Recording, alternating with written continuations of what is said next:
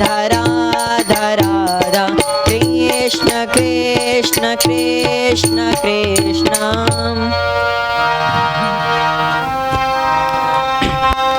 Sarve bhavantu sukhinah Sarve santu niramayah Sarve bhadrani pashyantu ma kasid dukha bhag bhavet Om Shanti Shanti Shanti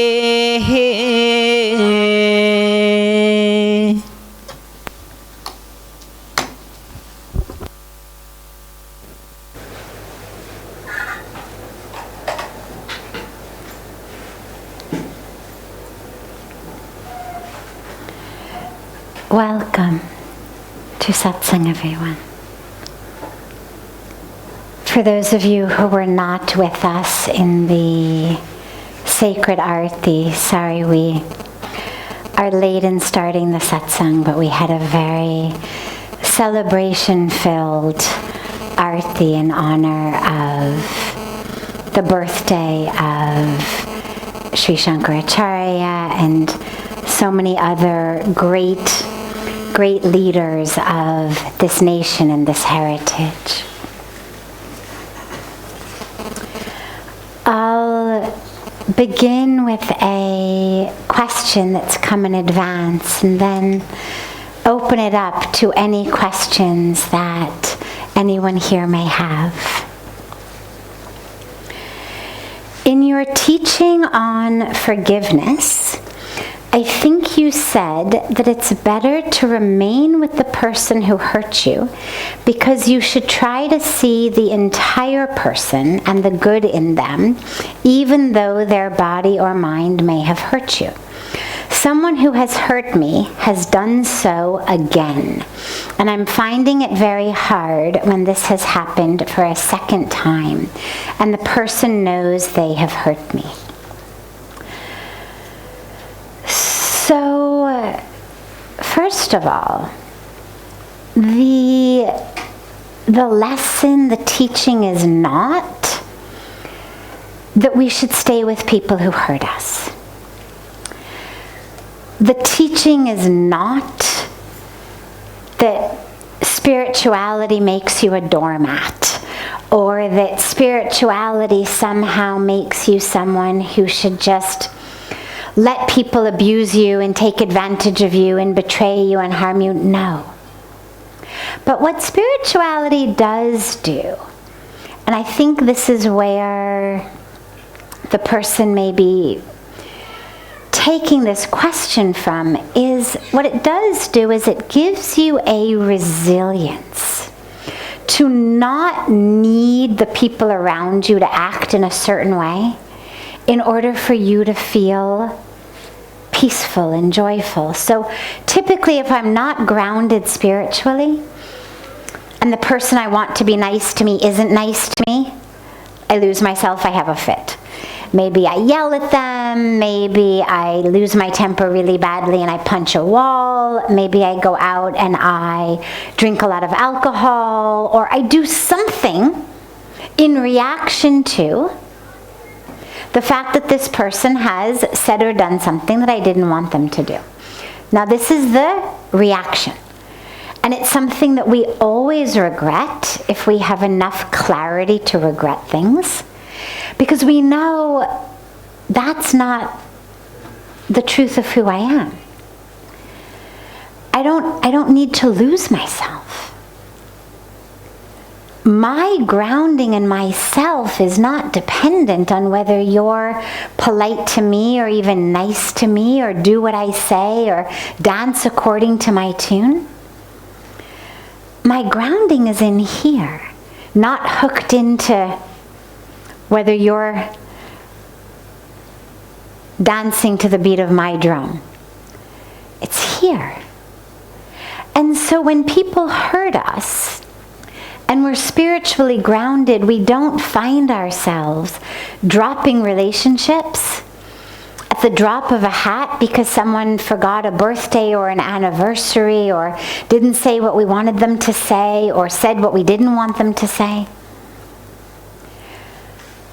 We're not bouncing around changing relationships like brands of toothpaste because we are unable to be grounded and, oh, I need to have this type of toothpaste or these types of clothing or go here or do this for my own peace and joy. Spirituality helps us know it's inside me.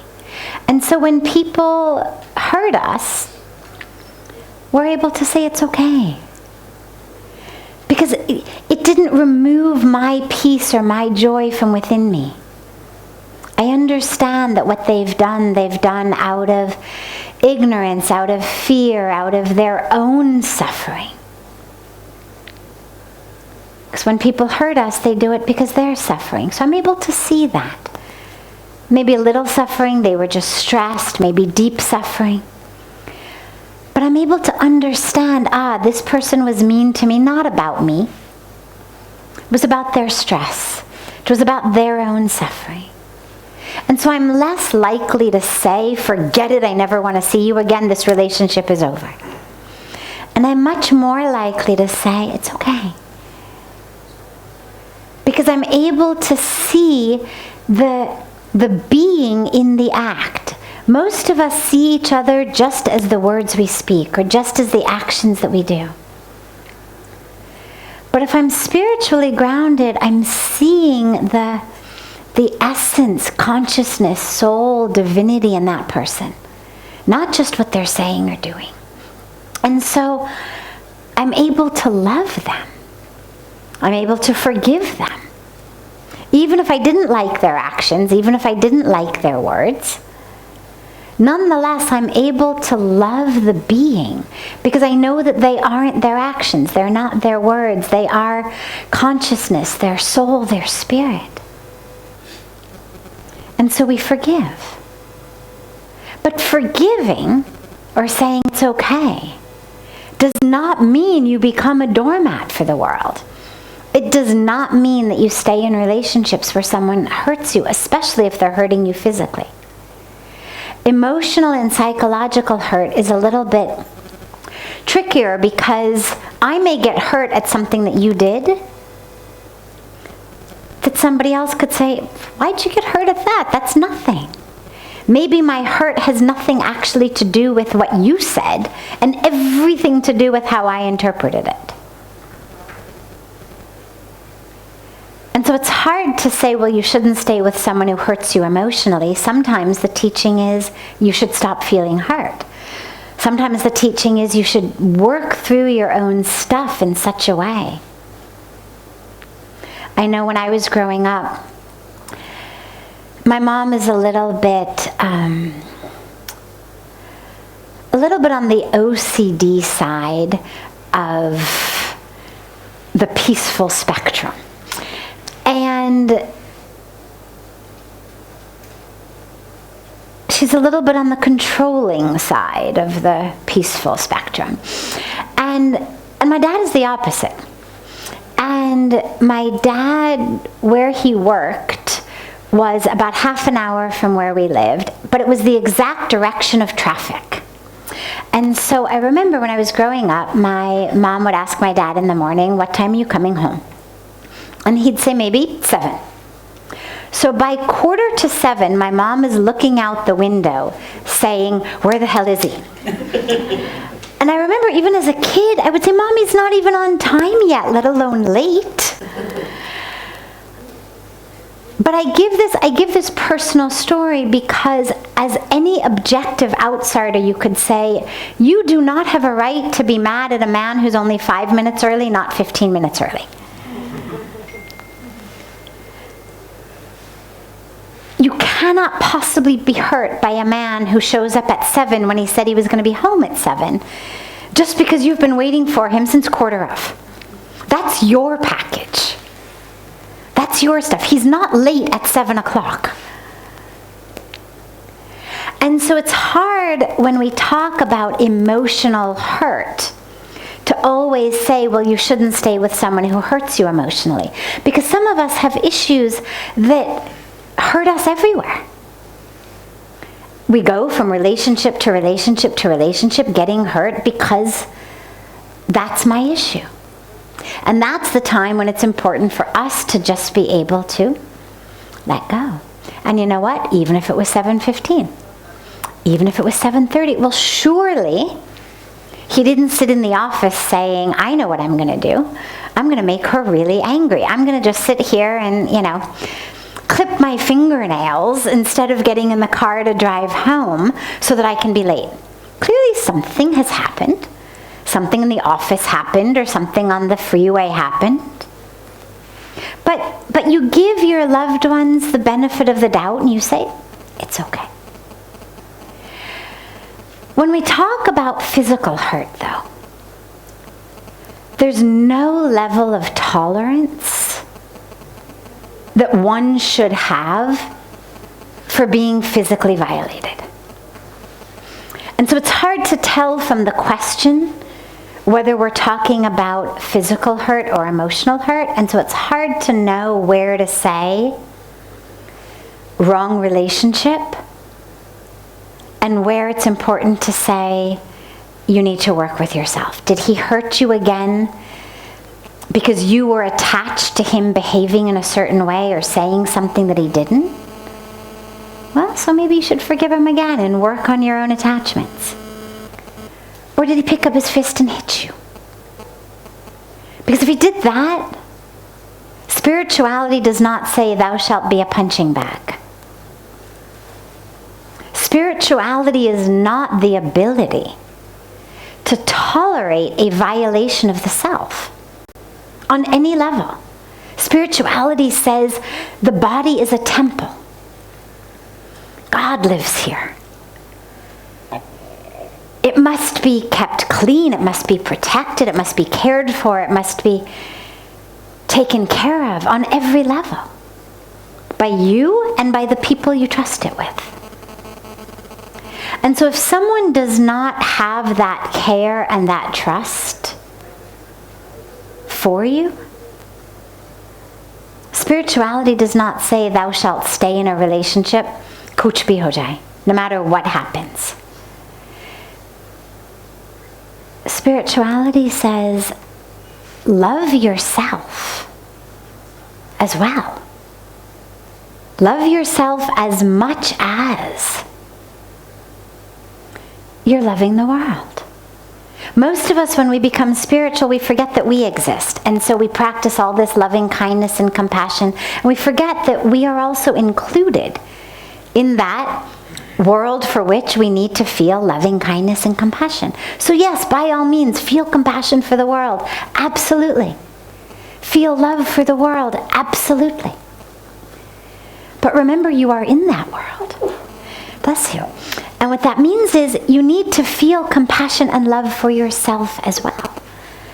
And so if you're in a relationship where your spiritual practice is saying, love this person, regardless of what they're doing, wonderful. Yes, keep loving them. Do not allow hate to brew in your heart. Do not allow resentment to brew in your heart. It just hurts you. Just pollutes the most beautiful part of who you are. But it also means love yourself enough to get out of that situation. You can keep loving them. Doesn't mean you have to keep living with them. Loving someone and forgiving them does not mean we keep going back for more. Just because I forgive you for what you did doesn't mean I'm going to show up and say, do it to me again. And that's where the love for the self and the compassion for the self is so important. Is we have to understand that this being is divine. And we need to care for it like that. If someone walked into our temples or our churches or our mosques or our gurdwaras or our synagogues and violated our holy books or our holy images.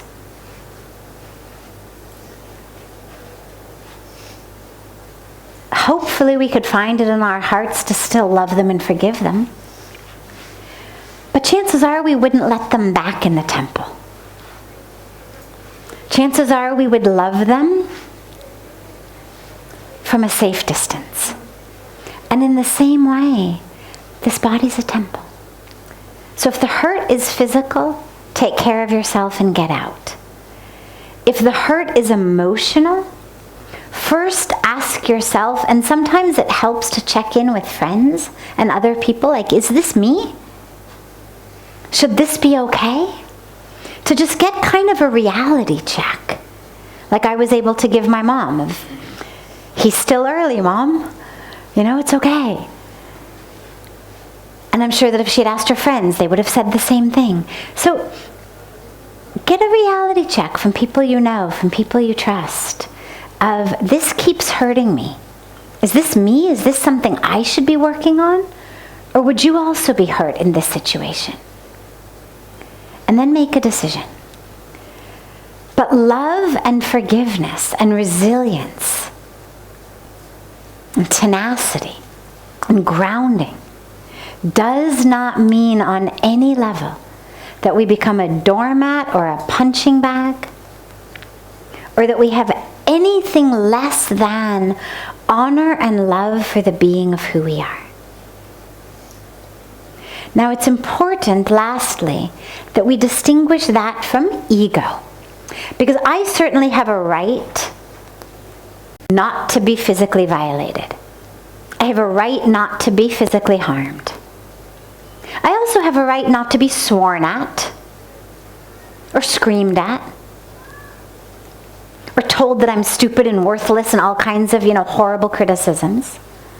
But I don't have a right to have everyone I want to praise me and love me and, say that I'm the best in the world and to do everything I tell them to do, to live the way I think they should live, to act the way I think they should act, to speak the way I think they should speak. I don't have that right. And just because I think I deserve it, just because I think I'm entitled to it, doesn't give me a right. That's ego. And so there's a very subtle distinction between the right of honoring the self and the essentialness of not giving the driver's seat of your life to your ego. And that's a very subtle place. And this is where introspection and meditation are so important. That's the place where you go in and you're really able to ground yourself. And we've spoken about surrender a lot over the last few nights. This is where we surrender the ego. We surrender that sense of entitlement. I am not entitled to have everyone do what I want. I'm not entitled to have everyone love me, or even like me, or even be nice to me. That's not our right. And so when we get hurt because you're not doing what I want, that's an opportunity for me to look within. At what is it exactly that you're doing or not doing that hurts me so much? And what is it that I'm really looking for?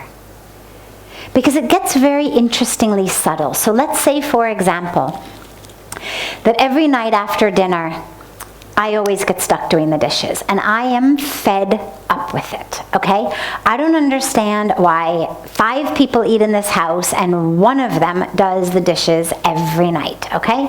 I'm fed up and I'm angry. And every night that I tell you to help me with the dishes and you don't, or you forget, I am angry and I'm hurt. And I tell you, you have to help me do this. And I yell, and maybe I throw the dish in your face, maybe I break it, who knows what I do in my anger.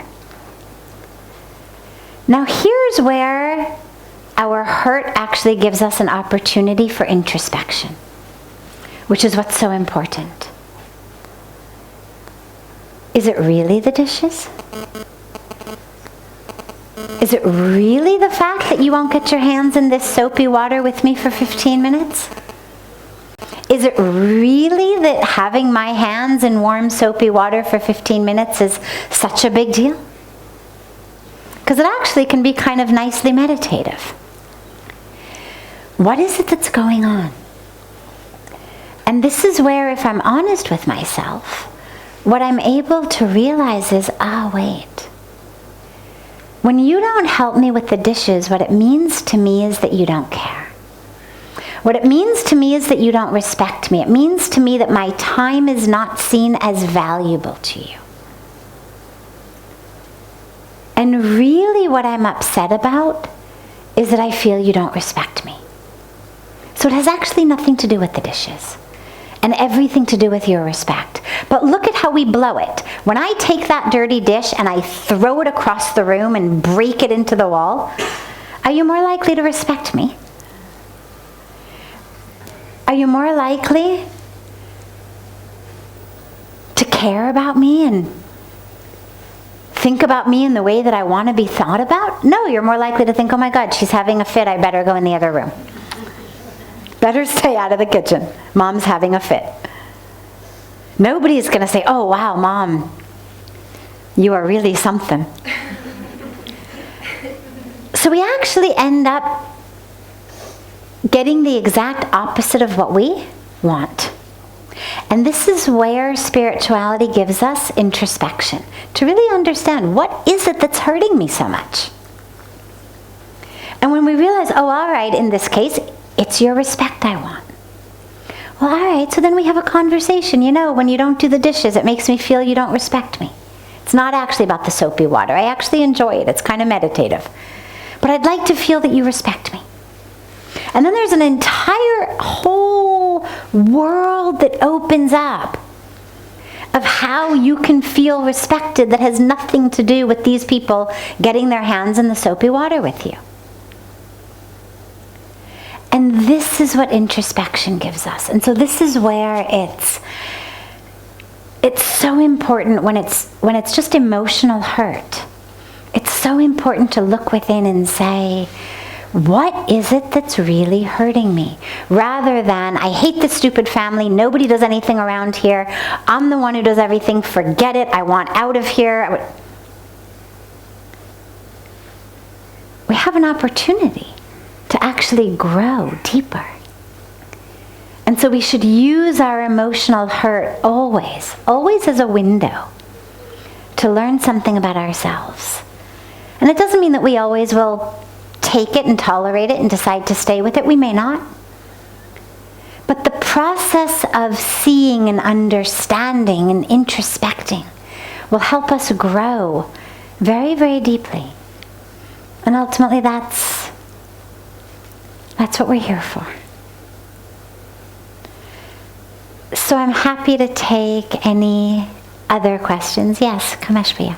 In continuation to what you were explaining, now being in spiritual path, I completely understand what you're saying.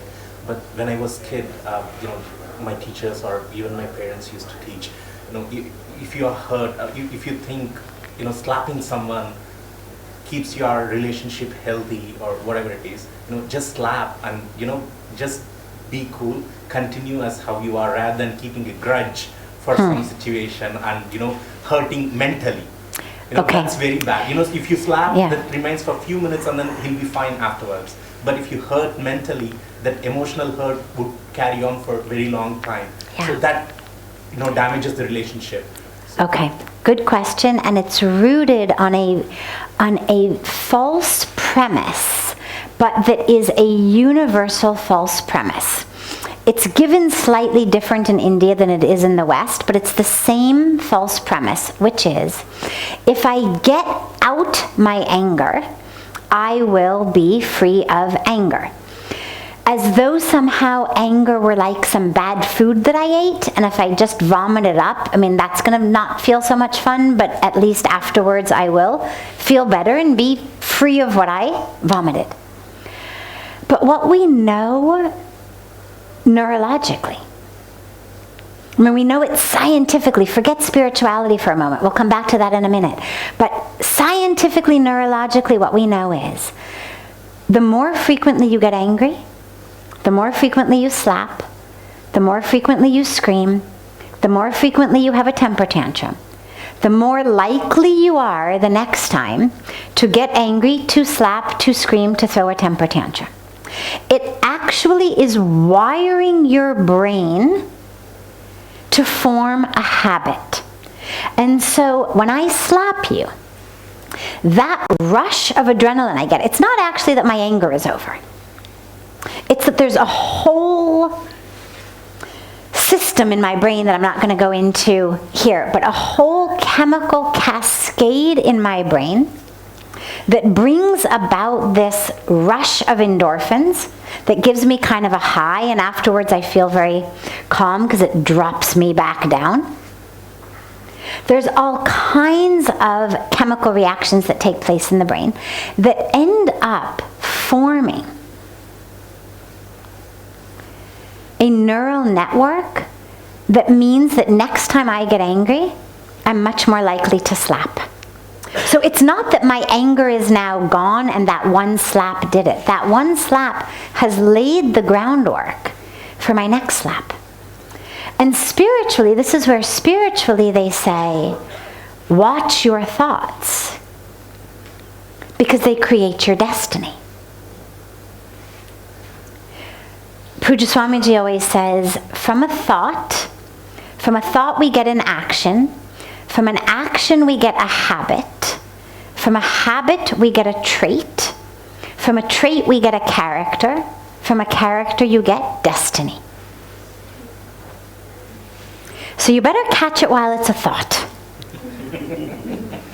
The minute you get into the cascade of acting on that thought, you're just some dominoes away from your destiny. And so now, neurology is catching up with spirituality. This is why spirituality says, watch your thoughts. Why? I mean, look, if slapping could make my anger go away, why meditate? Why not just slap someone every time I'm angry? I mean, that's a great solution. Certainly a lot faster than developing a meditation practice. But what we know is, it doesn't work. Aside from how wrong physical abuse is. I mean, just forget all that for a moment. Forget the fact that, by the way, the person you slapped is not okay in a few minutes. Because actually it's not just their cheek you slapped. But what we know is that the people who walk into psychologists and psychiatrists' offices in their 20s and 30s and 40s and 50s are people against whom in their childhood hands were raised. Typically not just a little spank, but who's to draw the line? So open fist is okay, closed fist is not okay? What if that feels better to me than open fist? Right? I mean, what if my anger gets out a lot faster if I could just hit you with a closed fist than an open fist, right? So let's just do it a lot faster. Why not? I mean, you'll be okay. Well, your cheek will be okay. Your jaw will be okay. The black eye will be okay. But later in life, what we end up with is damaged beings. In the West, we have a similar myth, which is if I just hit a punching bag enough and I just scream enough and I let it out, okay, I'm not going to hit anybody or slap anybody, but if I just, scream and beat and hit and do things, I'm going to be free of my anger. But it's actually the same thing. The more I do that, the more likely I am to need to do that. Now, fortunately, it's a pillow rather than somebody's face I'm hitting, but nonetheless, it has still created that same habit in me that that's what I need to do to be free of my anger. So this is a myth. It's a myth spiritually, it's a myth neurologically, and really what it is an excuse for people who don't have any control over themselves to rationalize how they're behaving. If I don't hit you now, it means I have to sit with my anger, as though somehow the pain on your cheek or your heart is less important than the discomfort I'm feeling inside me right now?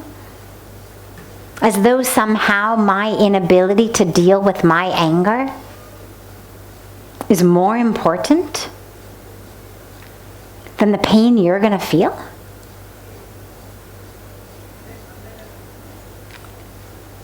Raise your hand for a moment here if you feel comfortable.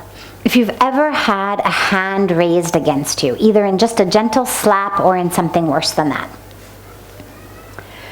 Okay, so did it only hurt your cheek or wherever they hit you? I mean, did anybody have an experience where that was the only part of you that felt any pain? Right? There's kind of this direct line between the cheek and the heart. They've hit the cheek, but the heart is where you feel it. The sting is in the heart. And that doesn't go away so fast. So anybody who has told you that, we love them and we feel compassion for them, and we pray that they may have the courage to look at their own habits and patterns of their own lives such that they don't need to take it out by slapping other people. Yes? I was wondering, so do hallucinogenic drugs really take you onto a spiritual path where doors open which have been closed before, or how come that, I mean, you meet a lot of people who consume a lot and Yes. claim to be super spiritual, so I want to know where like the line is. So, hallucinogenic drugs are this class of drugs that we take not for a high, not for just the euphoria that one would get in, taking heroin, or the type of high that one would get in, cocaine, or the relaxation and lack of inhibition that maybe I feel if I drink alcohol or smoke marijuana or whatever it may be. But hallucinogenic drugs work on a completely different aspect of the brain. And this is why what you hear a lot is people saying, oh, they open all these spiritual doors. There's a lot of research and a lot of literature that actually does say that even though it's not my way or my method or my choice, that's done by people in whom I do have such respect and faith that you can't just throw it away and ignore it, of the power of the right hallucinogenic drug, taken in the right dose, in the right situation, administered by the right person, to open up certain doors in your life, to clear certain lifelong patterns that have been held. But what it requires is someone who knows what they're doing, administering it in a controlled setting in which the singular goal of it is my opening, my awareness, my spiritual experience, rather than just a fun trip. But the dilemma with this is that it only works as long as you're high. And so even the controlled setting, even the right amount, even the right person who's administering it, well, it's still, you come down. Whether you come down 4 hours later or 12 hours later, you come down. And then you need to keep taking them. And the dilemma with it is, and I know a lot of people for whom this has happened, the dilemma is that once you've had that experience, it's so beautiful that not having that experience becomes spiritually painful.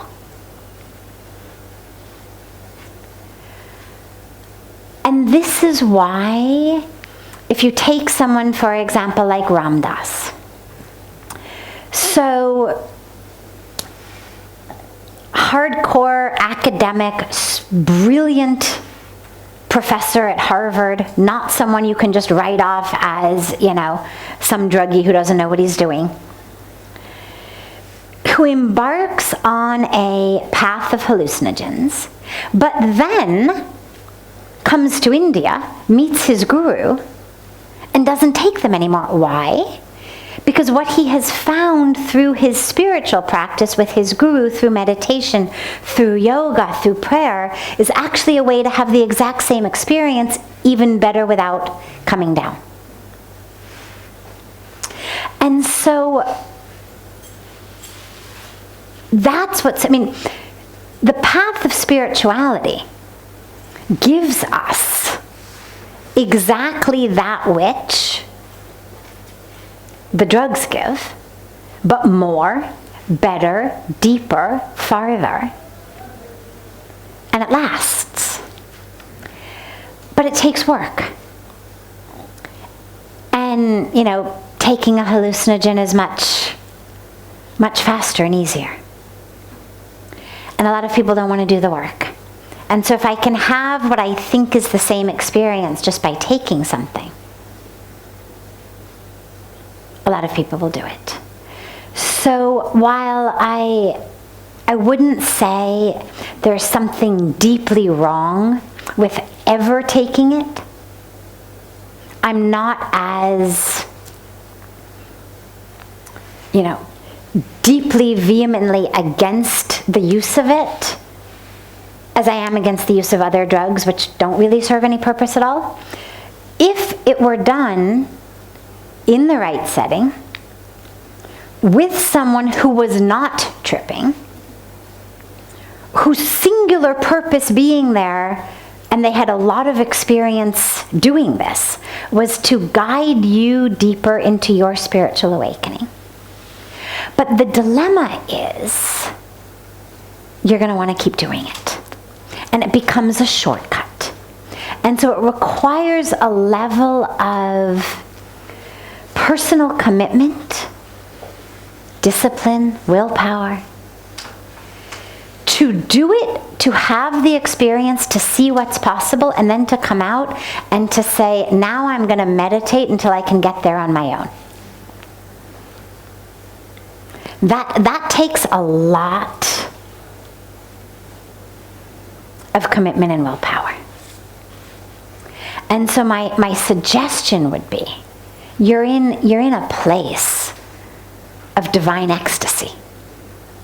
You're in a place where for thousands of years saints and sages have come for enlightenment, which is like hallucinogens on hallucinogens on hallucinogens, right? So as long as you're here, and for as long as you're here, see how deeply you can go internally so that you don't need the chemical assistance. Because ultimately that's the path you're going to come to anyway. And so why not just start there? Why bother taking a shortcut once just to go through the trouble of trying to convince yourself from taking it again? Go the natural way. Go the way that all of the saints and sages and rishis and mystics of all of the world's religions have done. And we know it's possible. So do it that way. Yes, of course. Last question. Yes. Sadhvi, a few days ago you talked about having a guru and being a tool in the hands of God. Right? So now as one develops their spiritual practice and reaches a new level, develops it more, how much does the presence of a guru create joy and bliss, and as one learns more about these concepts and progresses more on that? Okay. So the role of the guru is not to give you joy and bliss or to teach you about these concepts.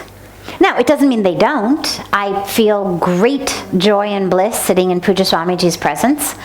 I have learned about all of these concepts from him. So, absolutely, the Guru can give you those things, but that's not what the Guru is there for. The word Guru means one who removes the darkness and brings light. The Guru is the one who shines the light on your darkness. And that's not always fun. Doesn't always make you feel full of joy. The ego and the darkness and the ignorance is a very powerful presence, and it doesn't let go of its death grip on your brain very easily. And so when the Guru shines that light on you, the light of who you are, well, sometimes what it's going to show is the light of the ego. It's going to show the light of your ignorance, the light of your confusion, the light of your desires, the light of where you've gone astray.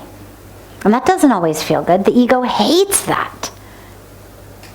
I remember saying to Puja Swamiji once, sobbing with tears pouring down my face, I remember saying to him, nobody ever told me that when you annihilated my ego, you were going to take my heart along with it. Because it feels like that. And so if you're just looking for a presence in whose presence you will always just feel happy, it means you're not looking into the light the Guru is shining. So the Guru is the one who shines the light of who you really are, the truth of who you are, which is divine, and also the light of all of that is blocking you from seeing that. So here's who you are, and here's what's in your way of seeing it. Your ignorance, your desires, your expectations, your misconceptions, your this, your that. And that's not always fun to see, because a lot of what we identify as, a lot of our self-identities are kind of wrapped up in those things. And when the Guru says, that's ignorance, that's ego, that's desire, that's this, you're like, oh, but that's me. But the Guru keeps shining the light and says, that's not you. But you've got to have the ability to keep sitting through the Guru kind of taking all of what you thought was you and throwing it out the window, so that you can actually see when the Guru is shining the light on who you are. So that's the role of the Guru. The joy and the bliss is a beautiful byproduct. What you learn about these concepts is a beautiful byproduct. But ultimately the Guru is about light. Wonderful. Have a beautiful rest of your evening. And we'll see you all tomorrow.